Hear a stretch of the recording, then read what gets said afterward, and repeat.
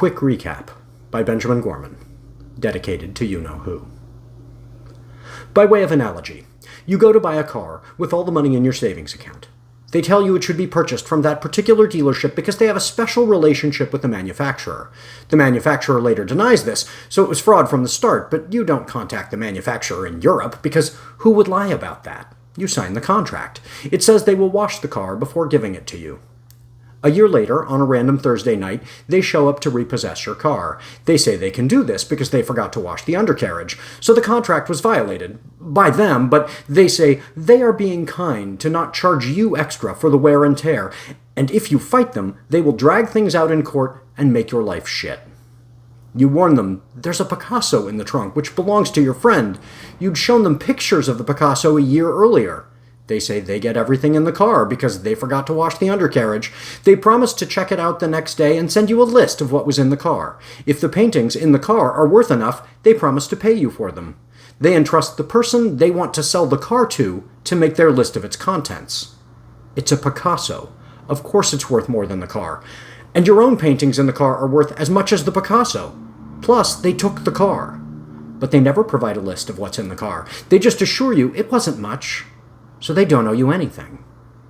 You can't afford to fight them. Every lawyer you talk to says it's just the value of the car, so the case isn't worth their time. Half a year later, someone reaches out and interviews you about the Picasso in the trunk. The documentary about the Picasso doesn't air. Another half a year goes by.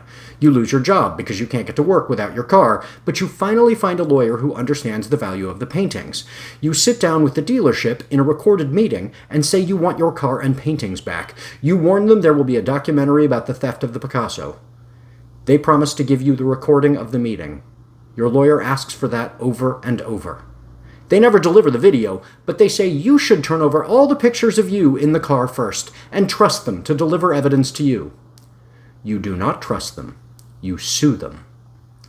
The documentary comes out. The public is very angry at the dealership. The owner of the Picasso is way more sympathetic than you are. The public wants the Picasso returned.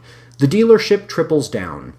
They say they never knew about the Picasso. They say they never had the Picasso. They say you stole it. They say they may have the Picasso. They aren't sure. They say they are the victim of the documentary about the Picasso.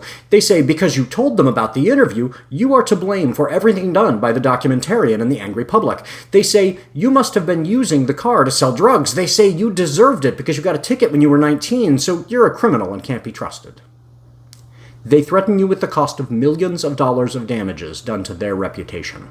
They try to freeze your crowdfunding for your legal expenses. They say you have to meet with them in private again, because that was in the contract.